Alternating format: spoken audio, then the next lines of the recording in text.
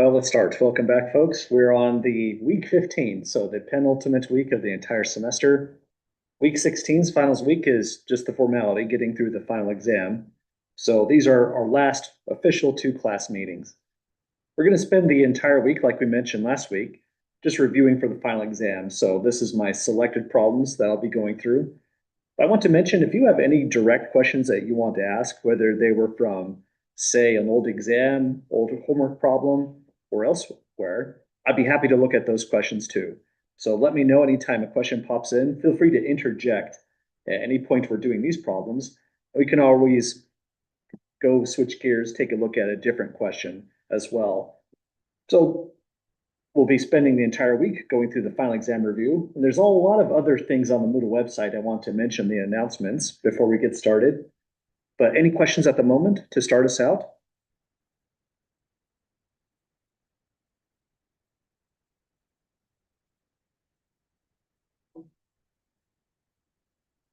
Okay, well, we're not going to fully complete section 8.8. We spent probably like 5 or 7 minutes with it. And I did finish out all the solutions on these notes if you want to come back. There's not a bona fide homework assignment for this, just suggested exercises.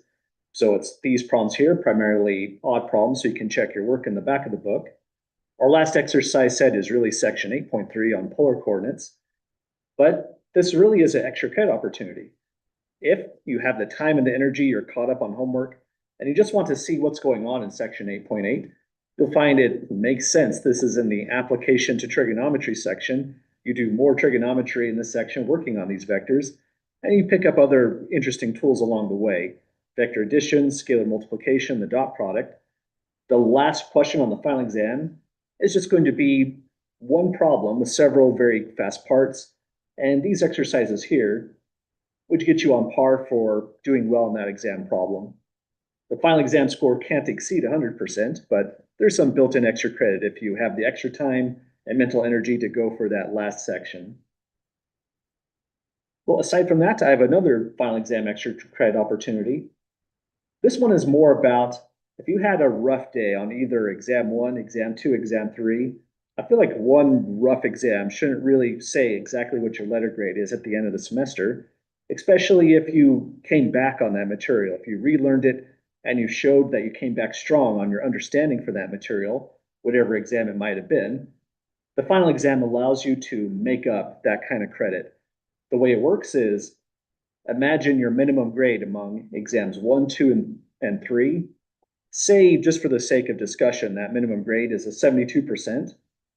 If the final exam comes out as, say, 85%, that minimum grade becomes an 85%.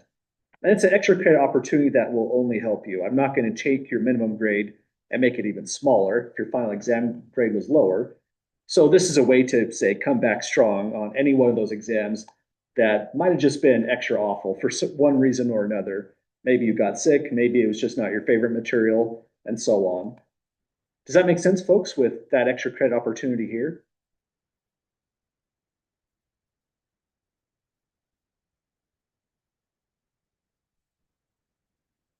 Okay, I'll be pretty detailed and descriptive once I do the final grading, letting you know how it was all calculated.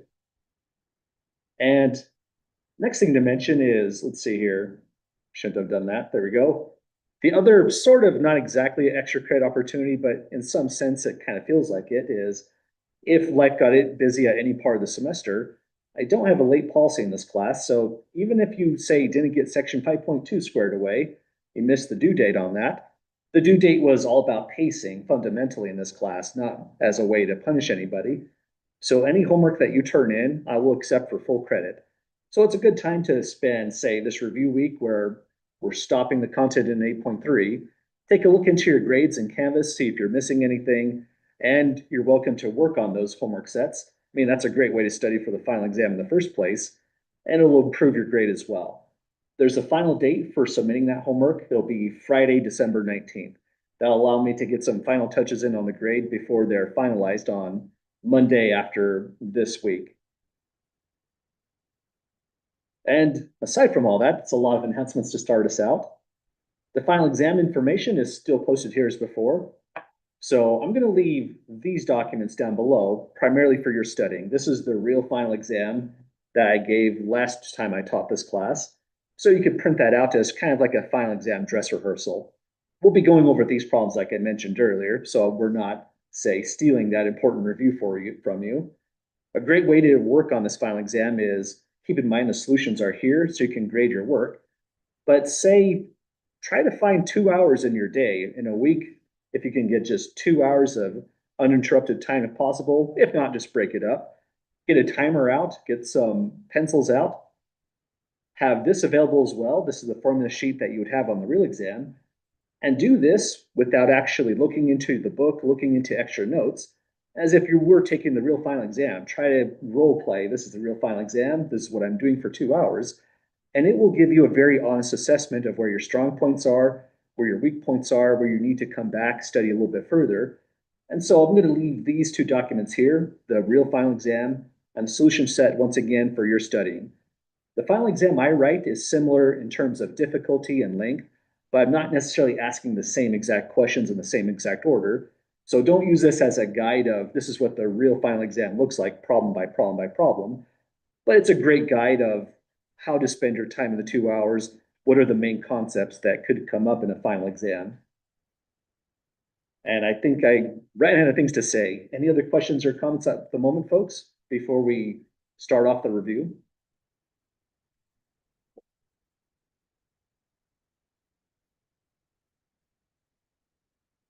Okay, well, let's jump in. We're going to pretty much just do problem by problem, back to back for the next two class periods, going through problem one all the way to the end. And if I don't finish or finalize some problems on this on Wednesday, I will come back and just complete these notes. So all the problems are going to be fully solved. So some of them are kind of about the order of the class. Some of them are a little bit mixed up. Problems one and two, one is about the start of the class. Two is towards the end of the class, finding solutions. So let's focus on problem one, and some of them will be out of order, which is a great way to learn, kind of keeps us on our toes mentally. This one starts off by giving us a value for tangent. It's -3. The input angle I almost said theta, t is between 3 pi over 2 and 2 pi. So we're off in this quadrant, quadrant 4. So let's say here's our measurement of the angle t. This tells us altogether that sine t has to be negative in that quadrant and cosine t has to be positive. We're evaluating the remaining 5 trigonometric functions of t. If they gave us one, they gave us a freebie as well. So there's really 4 good problems to do. Let's write out here what the answer key is going to look like. Sine t, we don't have good information on, and so neither do we have any good information on cosecant of t. Similar with cosine t and secant t. All I know is that they're positive, but that's not exactly what we're going for. We want the exact values. We are given tangent t is -3, and so this is the freebie. If you have one function on the right column, it's the reciprocal function. Cotangent t is then -1/3. So the moment we get to sine, we have cosecant. The moment we have cosine, we have secant. That's a great place to start the review, just reviewing how all 6 functions go together. Next thing we'll do is take that information here, that tangent 3 is -3, and start using Pythagorean identities. So this question 1 is also an identities question. If you're given tangent, then the identity you need to go for is tangent squared at t plus 1 is secant squared at t. We have the tangent value, so once we square that, we'll get a 10 out, plus 1 is secant squared t. And that's great. We now have 11, or excuse me, I tried to square the tangent. I think I added at the same time. My brain got a little bit mixed up. Tangent is -3, so when you square it, you should have got a +9. I got a 10 somehow. Let's fix that. Arithmetic errors like that aren't going to be heavily docked. If you are following the trigonometry down, small errors like that isn't going to end the problem for you. So we get together 10 is secant squared t. We can solve this by taking the square root of both sides. That gives us two possibilities, positive or negative. But if cosine's positive, like we identified here, so is secant. So square root of 10 is secant at t. Now we can plug this back over here on this table. I mean, you wouldn't have to, but visually this is a great check on our work. Because if we have secant t is root 10, it's also a huge reminder that cosine is just the reciprocal, and we get 1 over square root of 10. And for this exam, you can rationalize your values, but in this context, I'd say it's better unrationalized, just to cleanly see that we definitely have the right information here. They're clearly reciprocals of each other. So if we can do that once and get cosine, we can do it again to get sine, and then that'll complete the entire table. Any questions so far to this stage?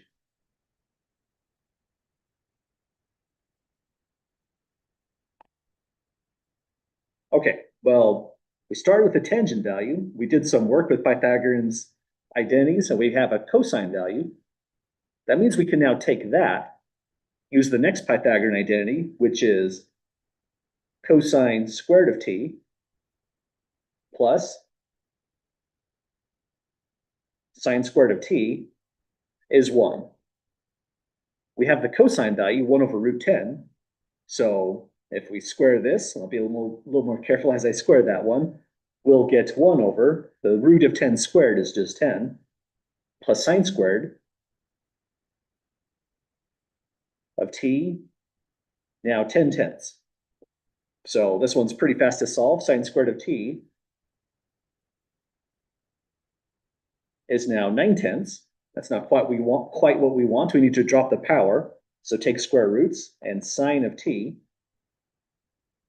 Well, first we said sine is negative. So it's going to be negative the root of 9 tenths. So negative goes in first. We can take the root of the numerator to get 3. Square root of the denominator doesn't simplify, so we just drop down square root 10 below. But now we've got the sine value. We'll just import that up here, negative 3 over root 10. And then that means the whole problem is finished. Take the reciprocal to get negative root 10 over 3. Then that's all the remaining 5 trigonometric functions of t. We have all the exact values, and the problem ends there. Well, it's lots of stuff going on in this problem. There's information we had to know about how these functions are defined in the first place in terms of sine and cosine, as well as the two Pythagorean identities to move through the problem. Any questions at all getting through this one?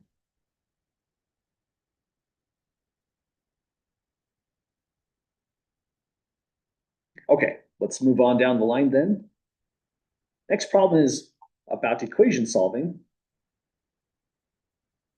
This one says find all solutions in the interval 0 to 2 pi. So this means we're going to get finitely many solutions to the trigonometric equation. Major trick we'll use on this one is just isolate the function.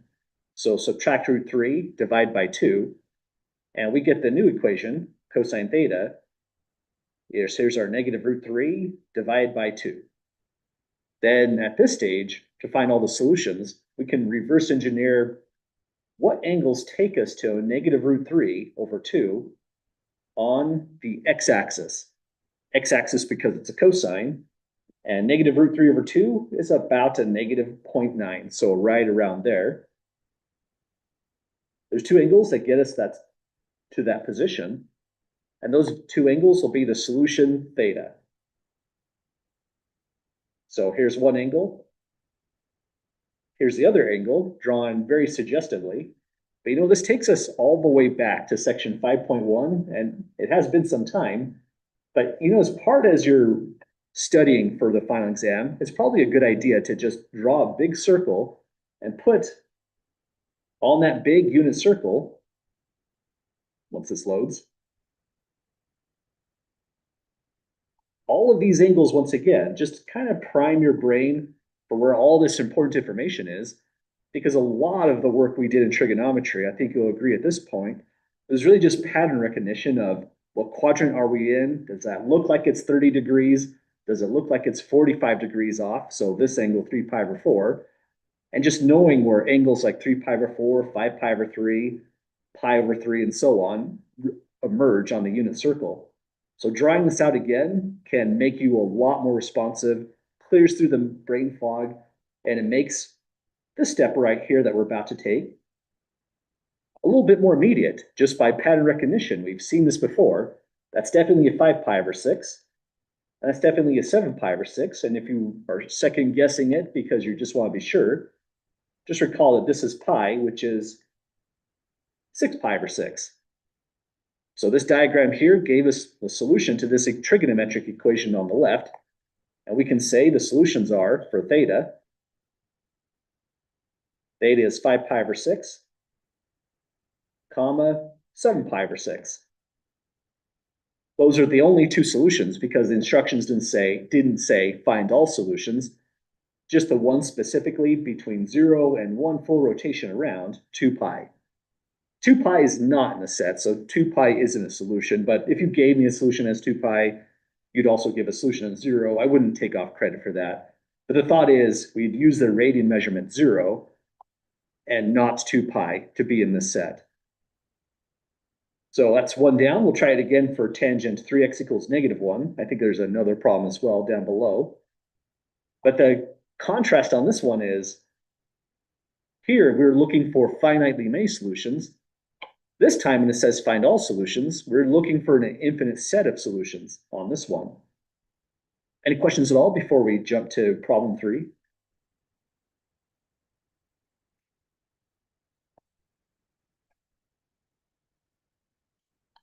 Okay, well, this one's a little bit different because the trig function's already isolated. We have exactly what we want. It's set equal to a -1, which is a nice value. We don't need a calculator on this one. So we can just immediately jump into a unit circle analysis. And when you're thinking about tangents being a -1 or a +1, really the only possibilities are these angles, like pi over 4,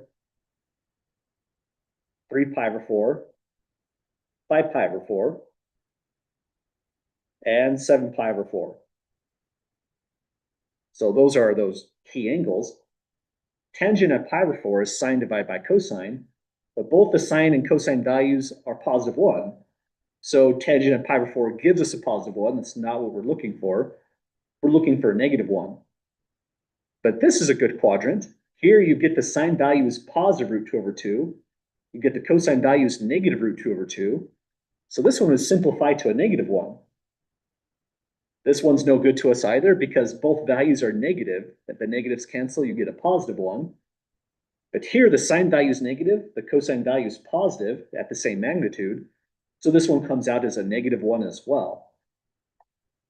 So there's a couple ways to solve this. I think a lot of people in the homework exercises said, take your solution set, 3x equals 3 pi over 4 plus 2 pi k, or 7 pi over 4 plus 2 pi k, and that absolutely works. That gives you the entire description of the solution set. The tangent's a little bit different. You can actually take a pretty big shortcut on this. You could say, using this observation, the period of tangent x is p equals pi. The moment you found one solution, say 3 pi over 4 is the one you found, you actually found them all because if you add pi, you rotate to the other solution, 7 pi over 4. Add pi again, you rotate back to this one, just added 2 pi. Add pi again, so you rotate back to this terminal position. You've just added 3 pi to 7 pi over 4 and so on. And you could do the same kind of game by subtracting pi, any integer multiple.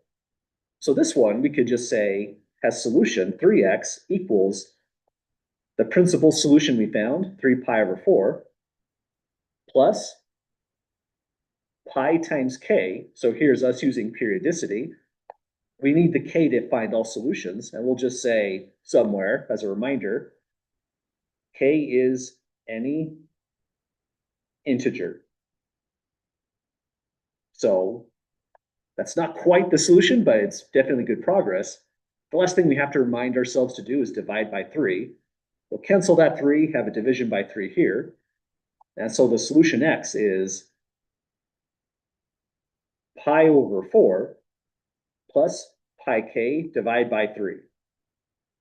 So that's the cleanest way to solve it. If you took both of these values here and here, added 2 pi k, then divide by 3, you'd still get full credit. But it's kind of cool to know that for tangent, this is the fastest way to specify all solutions. It just takes one list for this one. Well, any questions at all, folks, with either equation so far?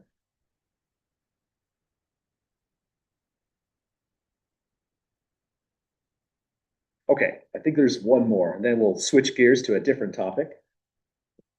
This one says find all solutions to now a polynomial equation in the variable cosine x. So that sounds scary, but really all we're doing for this is doing some kind of factoring. It'll be straightforward factoring. The quadratic formula could be used here, but I feel like that's going on a tangent for an exam question. So expect kind of a nice factoring like this. The thing that is to power 2, we write down as just cosine of x. To power 1, this having a negative sign right here tells us the constant terms have to have opposite sides, plus, positive, or minus.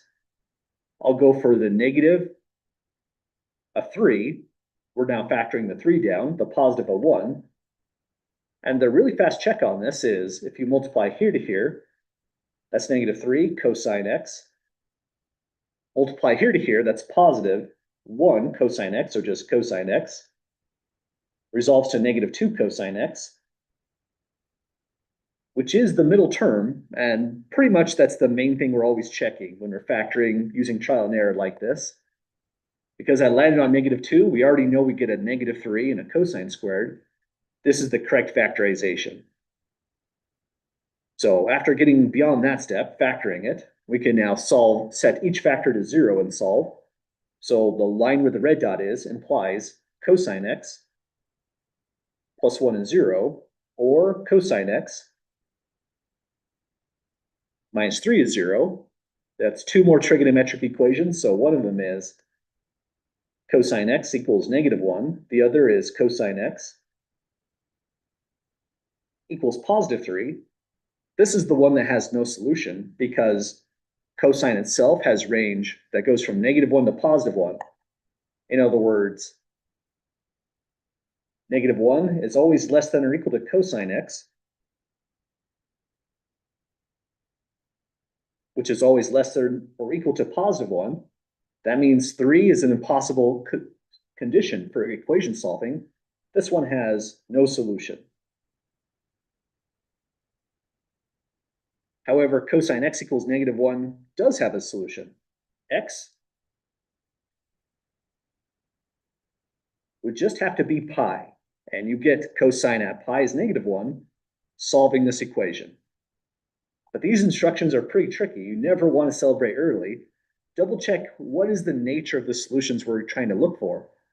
If it said find solutions between 0 and 2 pi, x equals pi is all we have to write down. We've solved it. But if it says find all solutions, every single one of them, we now have to go back and think of what function were we solving, cosine, what is its period, and then add the right thing like we did on problem 3. So cosine came up, and we can say the period of cosine x is period equals 2 pi. So now we can go plus 2 pi k, and this describes all solutions. I know if you already said k is any integer once, you don't necessarily have to say it again. If you didn't say it at all, I'm not going to be super nitpicky, but it might make reading your exam again when you get it back kind of confusing, especially if you read your exam again, say 1 year from today. You probably want to tell your future self what was k in the first place, just as a reminder. But I think that's all the equation solving so far in this set of notes.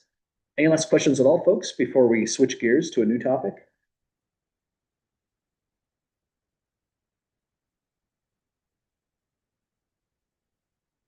Okay, well, let's try out something different next.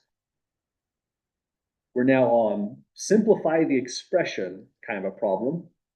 This is something we might have done, say, towards the end of chapter 5 before right triangles, or maybe again in chapter 7 where we started doing more analytical trigonometry.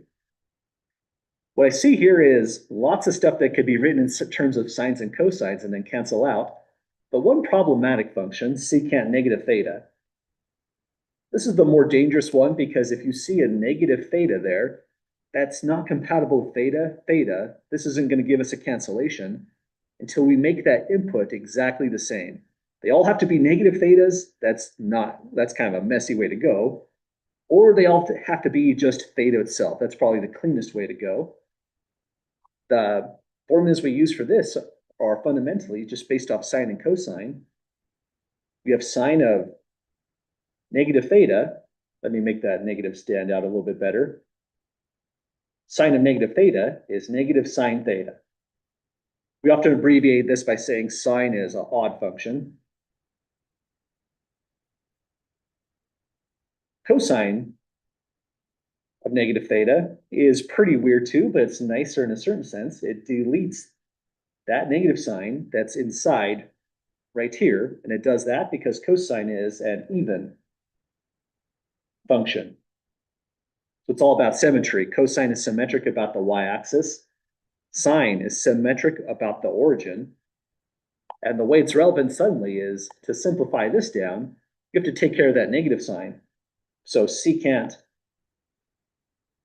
negative theta, whatever function you're being given, you can always relate it back to sines and cosines. So the secant function is 1 over cosine. So it's 1 over cosine negative theta. But then the cosine equation here takes over for even odd functions. Negative theta can now just be deleted, and this is just 1 over cosine theta. So that's what we're going to substitute inside right here and start to completely take this apart. First, let's rewrite cotangent also in terms of sines and cosines. Tangent is sine over cosine. Cotangent should be cosine over sine. So here's cosine theta over sine theta times sine squared theta, just copied in, times secant negative theta, we rewrote on the right as 1 over cosine theta. And so now we have some nice simplifications. Cosine theta cancels off.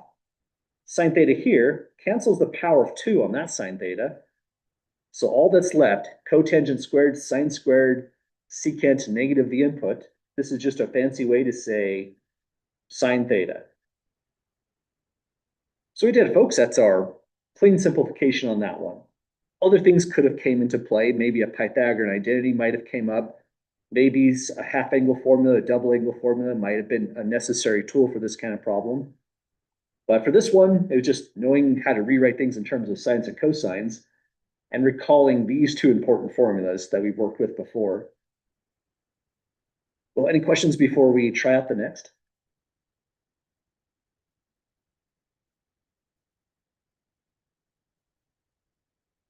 Okay, here's our next one to take a look into.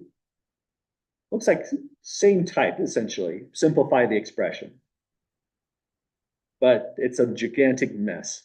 This one is a little bit different than the last one because the last one, writing things in terms of sines and cosines, it pretty much did the job for us. We just needed these extra information in orange. Anyone recall what we need to get through this one to simplify it?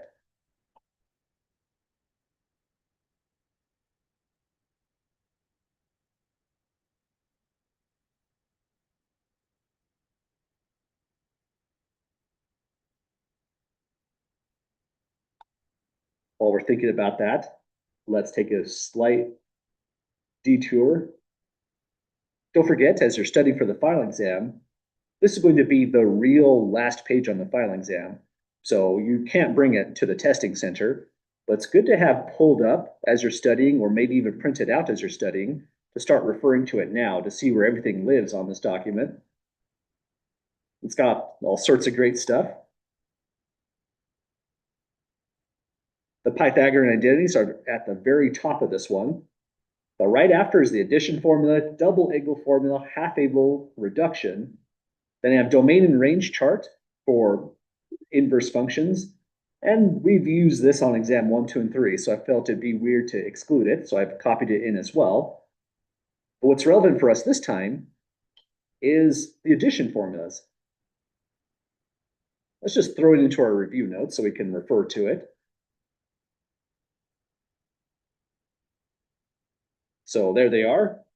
With addition formulas now armed and ready for us to go, this one becomes really kind of just pattern recognition once again. If you see two terms, but there's 4 factors, 2 per term, it looks like one of these 4 that are written out. And if it has the pattern of going cosine, cosine, sine, sine, that means it's got to be one of these, one or the other. Because of the plus in the middle, we're going to be using this version right here with the yellow highlighting. So this whole problem through the addition formulas can now just be re-expressed as cosine of something minus something. The alpha is 4x in the formula above, the beta is 3x. So we're just going to take alpha minus beta, which becomes 4x minus 3x in our problem. We still have to simplify, so combine the like terms in the middle, and we get just cosine x. Making it either the most terrible problem ever, but if you recognize it was just an addition formula, it's kind of like a freebie problem when it comes up, something like this on a final exam. Very fast to get through once we see the trick. Let's try this out again. Going in the other direction sometimes is a little bit more complicated. It says to evaluate the following, sine 5 pi over 12, and it doesn't tell us how to do the evaluation.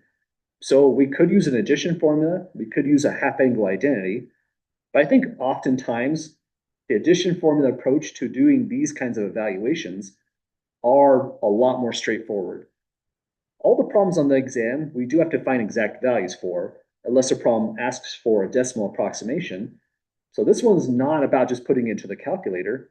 We want the dead-on exact value of 5 pi divided by 12. So one of these 2 tools are going to be able to help us, the addition formulas for sine.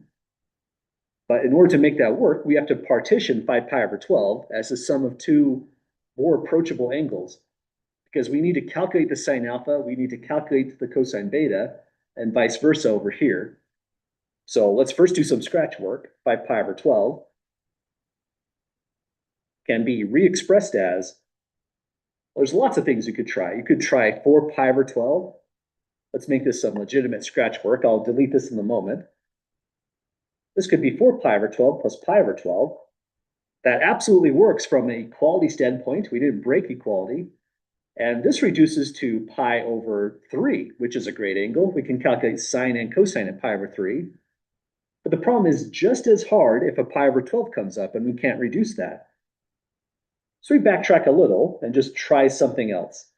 If 5 pi over 12 doesn't work, we can try, say, 3 pi over 12 plus 2 pi over 12. Sometimes there is a little bit of trial and error in coming up with the right angles. But this one divides, it reduces to pi over 4. This one reduces to pi over 6. And we know from experience, those are just the kind of angles we want to see to get an exact value to this, sine 5 pi over 12.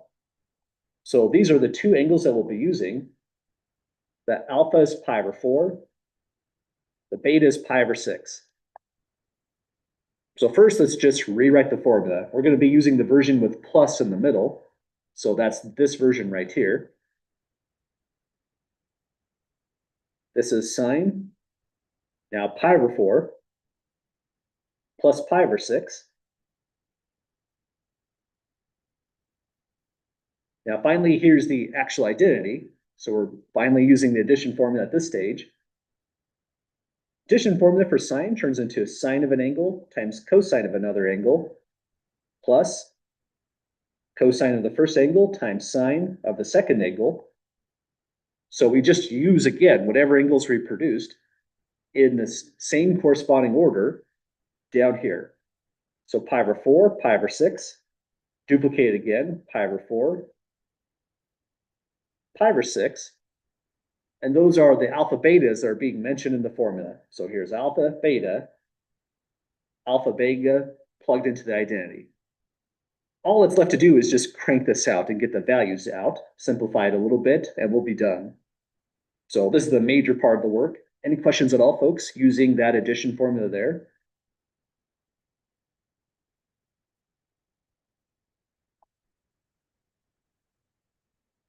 Okay, so let's crank it out. Sine at pi over 4 comes out as root 2 over 2. Cosine at pi over 6 is root 3 over 2. Then back to cosine pi over 4, this one's root 2 over 2. Sine pi over 6 comes out as exactly 1/2.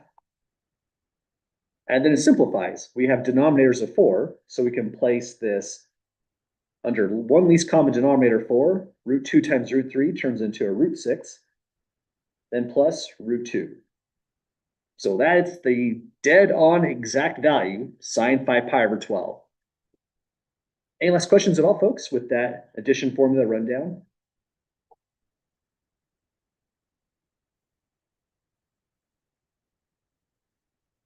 Okay, at this point, I forget what's coming up next, so we're all in it together as an adventure. We have something that tells us a sine value is -1/4. Evaluate each of the following. That's a double angle formula. Then down below, a half angle formula, another half angle formula.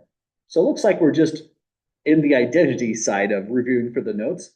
Looks like we're doing both the double angles and the half angles in one problem. It probably needs a new page, so let's give this an entire new page. All we know that about the problem so far is that sine is negative and theta terminates in quadrant 3, it looks like. Let's draw up a picture for that.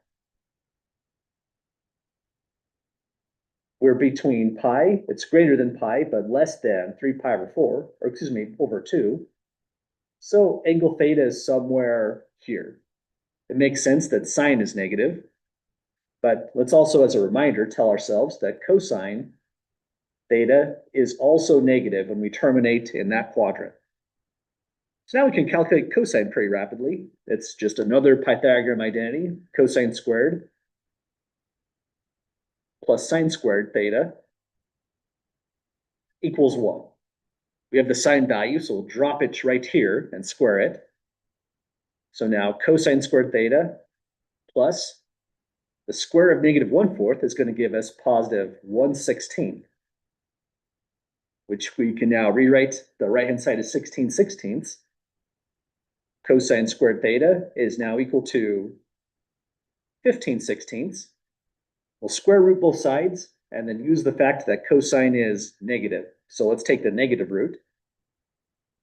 So this implies cosine theta is negative square root 15. Square root of 16 in the denominator will give us a 4. So this is a nice way to simplify it down. And I probably should have done this at the start. Let's color code in terms of sine and cosine. So that's the sine value getting squared. And here's our new cosine value. Now it's going to be just a tour of double angle and half angle identities. Once we have the sine and cosine value, we can run through these down a little bit more efficiently. First one, cosine 2 theta, is the weirdest looking identity, in my opinion, in the whole entire class. Cosine 2 theta, and we proved this one way back in the day, turns into cosine squared theta minus sine squared theta. It's important to reflect on how weird that is, because if you flip the sign in the middle to plus, the output of cosine plus sine squared is always constant, always identically equal to 1, no matter what, which is interesting. But if you flip it to minus, that's bizarre. That becomes cosine of twice the angle. So one small change has catastrophic, that's kind of not quite catastrophic is a great way to say it. That sounds a little dramatic, but it has really big consequences. But now that we've gone that far, it's really just a matter of plugging in the information. It's cosine squared theta minus sine squared. I put my powers on the outside. And now, just following the color coding, we dump in the cosine and sine value. So negative root 15 over 4 goes here. For the sine value, -1/4 goes in here, and then we square it. Big danger of this is actually order of operations out of nowhere. The fact you have to be careful with where your negatives are. The parentheses have to be carefully placed as well, because both of these are positive quantities. Square root of -15/4 gives us 15/16. Copy the negative sign from here. The square of -1/4 gives us 1/16. So the whole quantity results in 14/16, or 7/8 after reducing. So that's cosine double theta taken care of. Next identity is pretty tricky, but any questions so far?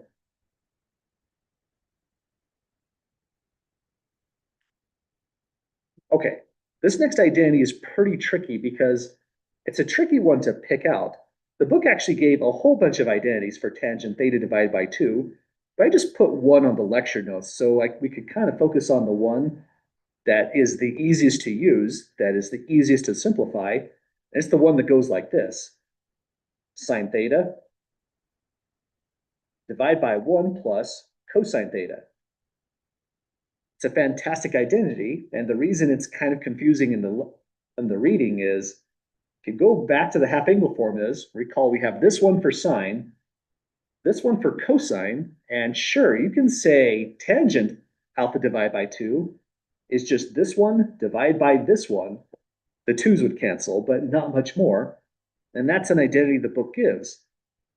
But the book also gives this one, and I encourage you to go for that kind of identity. It's faster to use, it's cleaner to set up and simplify. And then that's the trickiest part of part C, really, picking the right identity. So we just need to substitute in the sine value here, the cosine value here, and simplify it down. Sine value is -1/4 in the numerator. Cosine value will have a 1 plus. The cosine value, however, is negative. Let me just put the negative in the numerator there. -√15/4. We do have to simplify our work, but we never have to get too carried away.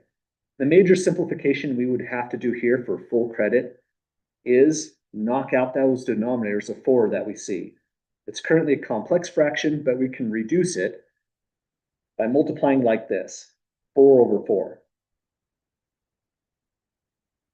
And the numerator, when we multiply the 4 inside, that's just -4/4 for a -1. So already that's a big reduction in complexity. 4 also distributes here, so we get a +4. Then minus. 4 distributes here, it knocks out the denominator 4, and we just get -√15. And here you get to make a judgment call. But you know what I would do for this exam, because it's a timed final exam? I would probably just leave it just like that. We've rationalized these before, but really the only reason we rationalized these was we were trying to match up the answer in the back of the book.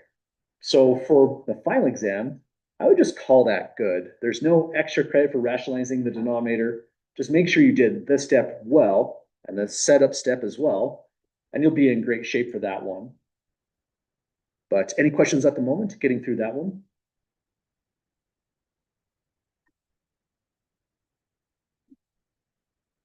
Okay, let's try out for the next one. Sine theta divided by 2. This one is going to make us use kind of the more clunky identities. The way this identity works is it's plus or minus the square root of 1 minus cosine theta divided by 2. So that's the setup of this. We can substitute in the cosine value that we compute ourselves. But the hardest thing about this entire problem is we also have to pick what sign is it going to be, positive or negative. This is an important negative sign. It's not like dropping the negative sign in the middle here as a simple mistake. It's a core feature of the identity. You have to pick the right one that matches up where theta divided by 2 actually is. So this one's pretty tricky, so let's make a big deal out of it. The first thing you have to do is go back to the original information in the problem. This was information on theta itself, so let's bring it down below. We had pi is less than theta, is less than 3 pi over 2.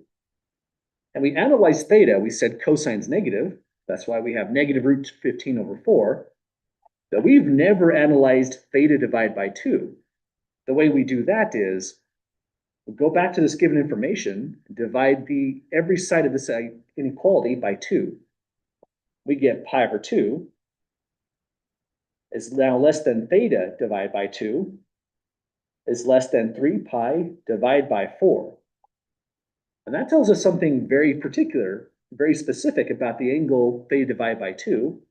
It's no longer in quadrant 3.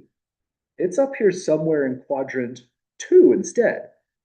And that's really important because sine down here was negative, but sine theta divided by 2 up here comes out positive now. So let's write in this information. This is another quick unit circle analysis. We had bounds of pi over 2, 3 pi over 4. The angle that we're working on, theta divided by 2, is somewhere in the middle of those.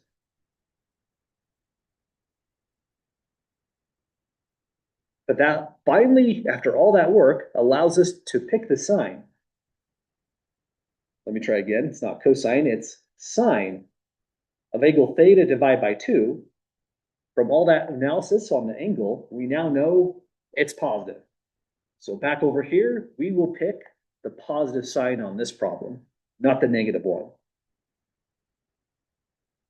I feel like that's pretty tricky, so just go to the original information.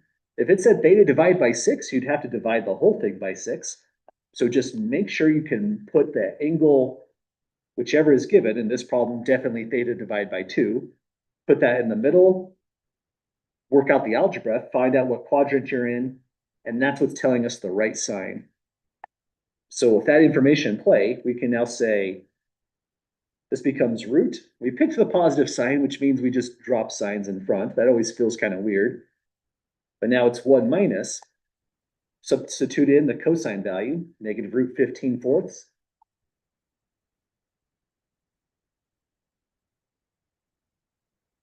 This is divided by 2. And then we just simplify. Kind of the same way we simplified the tangent theta divided by 2. There's a complex fraction inside the square root, and we can simplify it a little bit by multiplying by 4 over 4. We do that, we can also split up the roots. And the numerator, the 4 distributes out to here, so we'll get 4. We have double negation, 4 plus, just a root 15. When the 4 multiplies over here, we cancel that denominator. Down below, the 4 has to multiply 2, so we get square root of 8.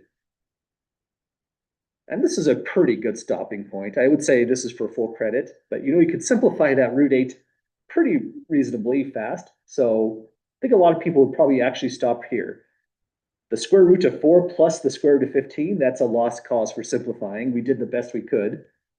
But the denominator turns into just a 2 square root 2. So that's where this problem would end here. Looks like the next one is an identity proving. So this was a pretty good tour of some of the identities that we've done in class. When we come back on Wednesday, we'll be working through proving some identities, doing some graphs, looking into triangles, law of sines and law of cosines. But I think this is probably a good stopping point for us today. Any last questions at all, folks, before we call it a night officially?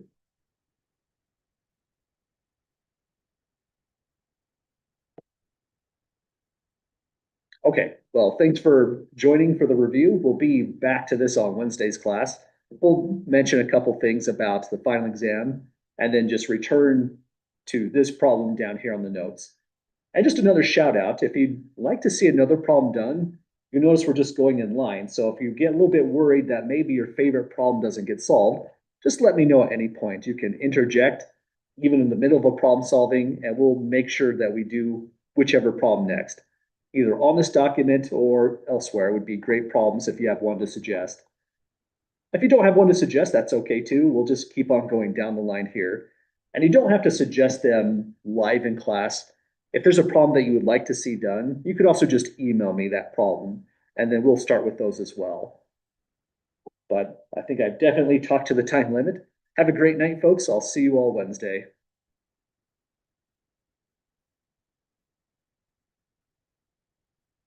Thanks, you too. Have a good one.